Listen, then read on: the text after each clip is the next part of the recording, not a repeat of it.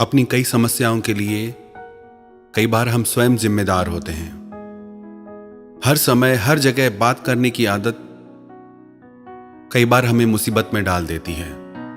कई बार ऐसा भी होता है कि हम सोचते हैं कि अब तो हमने कह दिया, अब ना चाहते हुए भी ये काम करना ही पड़ेगा। अब मुंह से जो बात निकल गई उससे कैसे बदल सकते हैं। खुद की कई बातों में हम खुद ही उलझ के रह जाते हैं। कई बार क्रोध में आकर किसी को ऐसे शब्द कह जाते हैं जिसके लिए बाद में पछताना पड़ता है। आपने तो क्रोध में बोल दिया, पर सामने वाला उन बातों को भूल नहीं पाता। आपको शायद यह एहसास भी नहीं होता कि आपके शब्दों का उसकी दिल पे क्या असर हुआ है। कई बार मुंह से निकले शब्द रिश्तों को भी तोड़ देते हैं। इसलिए शब्द संभाल के बोलिए। शब्द के हाथ न पाव हैं, एक शब्द औषधि करे, एक शब्द करे घाव है। आपका एक शब्द किसी की जिंदगी भर का घाव बन सकता है और आपका एक शब्द किसी के जीने की वजह बन सकता है।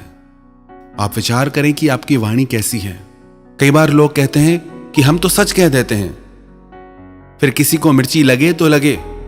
आप सच कहते ही इसलिए कि किसी को चोट पहुंचे। उसको बात चुभनी चाहिए। जब किसी से काम निकालना हो ना, तब सच नहीं निकलता मुंह से, तब झूठी प्रशंसाएं निकलती हैं। सच अक्सर लोग तभी कहते हैं जब किसी को चोट पहुंचानी हो। यदि आपकी वाणी मधुर नहीं, आपकी वाणी से किसी के दिल को चोट पहुंचती है, किसी का दिल टूट जाता है, तो आपको सच बोलना भी अभी नहीं आया। कटुता को मन से त्याग दो, मीठे वचन कहो, वाणी का स्वर सुधार लो, बस हो गया भजन। यदि आपकी वाणी में मिठास है तो उस वाणी की मिठास में इतना प्रभाव है कि वो आपकी पूरी जिंदगी में मिठास भर सकती है। If you don't have money in your pocket, must have Honey on your tongue. आपके पास धन हो ना हो, पर यदि आपकी वाणी मधुर होगी तो सब आपका सम्मान करेंगे। आप स्वयं भी उसी व्यक्ति का सम्मान करोगे जो मीठा बोलता है। तीखा और कड़वा बोलने वाले व्यक्ति से सब दूर भागते हैं कि कौन सुनेगा इनको। कड़वे और तीखे शब्द किसी से भी नहीं सुने जाते, आप भी नहीं सुन पाएंगे। तो आपके बोले कड़वे शब्द कोई और कैसे सुन सकता है। खुदा को भी सख्ती पसंद नहीं थी बयान में, इसीलिए तो हड्डी नहीं दी जुबान में।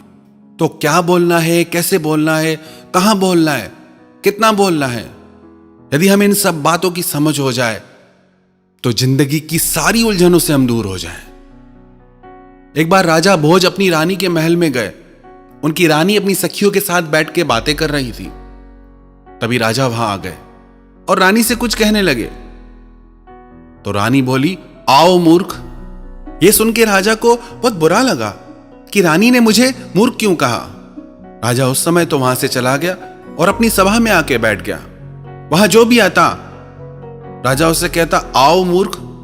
सबको लगा कि आज राजा को क्या हो गया है, क्यों सबको मूर्ख बोल रहे हैं, पर कोई भी राजा के डर से कुछ कह नहीं पाया। फिर उनकी सभा में कालिदास जी आए, जो भारत में संस्कृत के महान कवि भी माने जाते हैं। राजा ने उन्हें भी कहा कि आओ मूर्ख। तो कालिदास जी ने उनसे कहा, जो खाते हुए चलता है, जो बातें करते करते हंसता है, जो बीती बातों का शौक करता है और जो अपने किए गए काम का अभिमान करता है और जो दो व्यक्तियों के बीच आके बोलता है, इन पांचों को मूर्ख कहा जाता है। और मैंने इन पांचों बातों में से ऐसी कोई क्रिया नहीं की, ऐसी कोई हरकत नहीं की, आप मुझे मूर्ख क्यों कहते हो। तब राजा को समझ में आया कि रानी ने मुझे मूर्ख इसलिए कहा क्योंकि वो अपनी सखियों से बातें कर रही थी और मैं बीच में बोला। तो कहां बोलना है, कब बोलना है, कैसे बोलना है, कितना बोलना है, यदि हमको इस चीज की समझ नहीं होगी तो हमारे बोलने से हमेशा कोई ना कोई उलझन खड़ी हो जाएगी। आप कभी विचार करना, जितना भी आप बोलते हैं, क्या आपको उतनी बातें करने की जरूरत है। कभी ध्यान देना, जितना भी आप सारे दिन में बोलते हैं, यदि आप उसका 90% ना भी बोलें तो भी आपका काम चल जाएगा। जो इंसान बहुत ज्यादा बोलता है, सब उससे दूर भागते हैं कि इसके पास बैठे तो उसकी बातें सुननी पड़ेगी, तो उतना ही बोलें जितना जरूरी हो। उतना बोलें जितना लोग आपको सुनना चाहें। मौन में बड़ी ताकत है। यदि कोई मूर्ख व्यक्ति मौन करके बैठ जाए तो वो भी लोगों को विद्वान सा लगता है। ज्यादा बोलने वाले लोग अक्सर उलझनों में फंस जाते हैं। आप कभी एक प्रयोग करके देखना, कहीं चार लोग आपस में बातें कर रहे हो, वहां आप खड़े होकर सिर्फ उनकी बातों को सुनना, पर खुद कुछ मत बोलना। थोड़ी देर में आपको लगेगा कि कितनी फालतू बातें कर रहे हैं ये लोग, कोई मतलब नहीं इन बातों का। पर जब आप खुद भी उनके साथ बातों में लग जाते हो तब आपको पता भी नहीं चलता कि आप स्वयं भी व्यर्थ की बातें कर रहे हो। हमारी जिंदगी के कितने झगड़े दूर हो जाएं अगर हम ये सीख जाएं कि कब चुप रहना है और कब बोलना है। हर जगह चुप रहना भी अच्छा नहीं, हर जगह बोलना भी अच्छा नहीं। हमने देखा है लोगों को कि किसी की कही बातों को कई बार वो जीवन भर नहीं भुला पाते, हृदय में बैठ जाते हैं शब्द।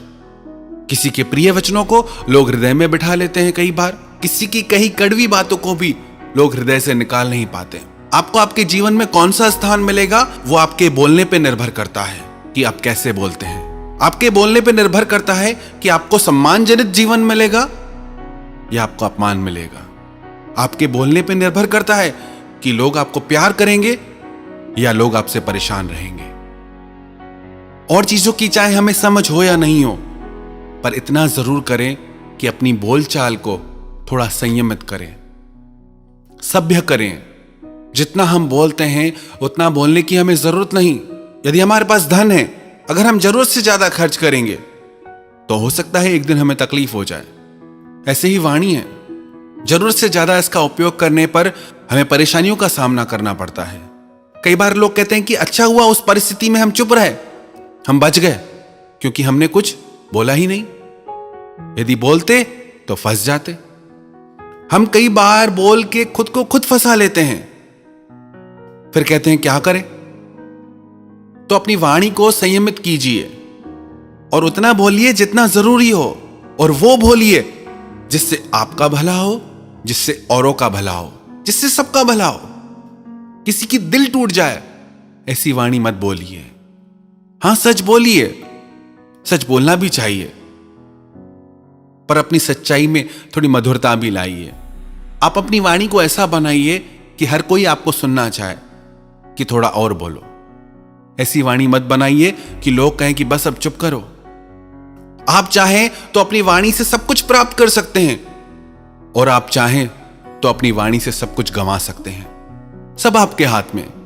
आपकी वाणी का प्रभाव आपके रिश्तों में, आपके जीवन में, आपके परिवार पे सब जगह पड़ता है। एक राजा अपने गुरु के आश्रम में अपने गुरुजी से आशीर्वाद लेने गया कि मेरा इतना जीवन निकल गया, मुझे आशीर्वाद कीजिए कि मुझे संतान प्राप्त हो। मेरा कोई पुत्र नहीं है, मेरा वंश कैसे चलेगा। तो उसके गुरु ने कहा कि तेरे प्रारब्ध में नहीं है, तुझे पुत्र नहीं होगा। राजा रोता रोता बाहर आया तो शिष्य ने पूछा क्या बात है। तो राजा ने बोला मेरा कोई पुत्र नहीं है, मैंने गुरुजी से कहा कि मुझे पुत्र चाहिए। तो गुरुजी बोले तेरे प्रारब्ध में संतान है ही नहीं। वो गुरु समर्थ थे तो शिष्य भी समर्थ था। गुरु के सानिध्य में रह के उसे भी शक्तियां प्राप्त हो गई। वो बोला कोई बात नहीं, गुरुजी आपको संतान नहीं दे रहे, मैं दे सकता हूं। राजा तो जिससे प्रसन्न हो गया बहुत। राजा बोला आप जो कहोगे मैं दूंगा, पर मुझे संतान चाहिए। तो गुरुजी के शिष्य ने उसे कहा कि मैं तुम्हें आशीर्वाद देता हूं, वरदान देता हूं कि तुम्हें पुत्र जरूर होगा। फिर वो शिष्य अहंकार में भर के अपने गुरुजी के पास आया और कहने लगा कि आपने तो राजा को संतान नहीं दी, पर मैंने दे दी। गुरुजी बोले बेटा तू समझा ही नहीं, उसके भाग्य में संतान है ही नहीं। अब तूने आशीर्वाद दिया है, वरदान दिया है, तो तुझे ही इसका पुत्र बनना पड़ेगा, क्योंकि उसके भाग्य में तो है ही नहीं। और तेरा वचन असत्य नहीं हो सकता, क्योंकि तूने मुझसे शिक्षा ली है, तो तेरा जल्दी ही यह शरीर छूटेगा और तू उसका बेटा बनेगा। जब शिष्य ने यह बात सुनी तो रोने लगा कि ये मैंने क्या कर दिया। फिर गुरुजी के चरणों में गिर के माफी मांगने लगा कि अब क्या उपाय है। गुरुजी बोले अब तूने बोल दिया है तो ये होके ही रहेगा, पर जब तक तू कुछ बोलेगा नहीं तब तक तू जीवित रहेगा। जैसे ही तू कुछ बोलेगा तू वापस उस देह से मुक्त हो जाएगा, तेरे को मोक्ष मिलेगा। और कुछ दिन में ऐसा ही हुआ, शिष्य का शरीर छूटा और राजा को पुत्र की प्राप्ति हुई। राजा बहुत प्रसन्न था पुत्र धीरे धीरे बड़ा होने लगा, युवा होने लगा, पर वो कुछ बोलता ही नहीं था, चुप चुप रहता था। राजा को बड़ी चिंता हुई। उसने देश विदेश के वैद्यों को, हकीमों को दिखाया, पर उसकी आवाज न निकले। राजा ने बोला, जो भी मेरे पुत्र को बुलवा देगा, उसकी वाणी को जागृत कर देगा, उसको मैं अपना आधा राज्य दे दूंगा। धीरे धीरे पुत्र युवा हो गया। एक दिन ये राजकुमार अपने अंगरक्षकों के साथ वन में गया। वन में इस राजकुमार ने देखा कि एक पेड़ पे दो पक्षी थे। वहां एक शिकारी आया, उसने एक तीर चलाकर एक पक्षी को मार दिया, पर उसे दूसरा पक्षी दिखा नहीं, क्योंकि वो छुप के बैठा था। पर थोड़ी देर में उस पक्षी ने आवाज की।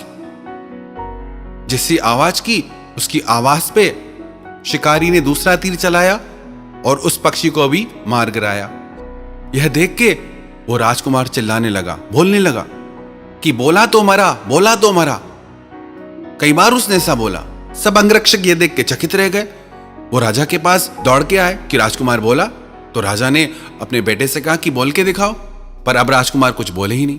तो राजा को लगा अंगरक्षकों ने मिलकर ये योजना बनाई है कि झूठ झूठ हम राजा को बताएंगे और आधा राज्य प्राप्त कर लेंगे।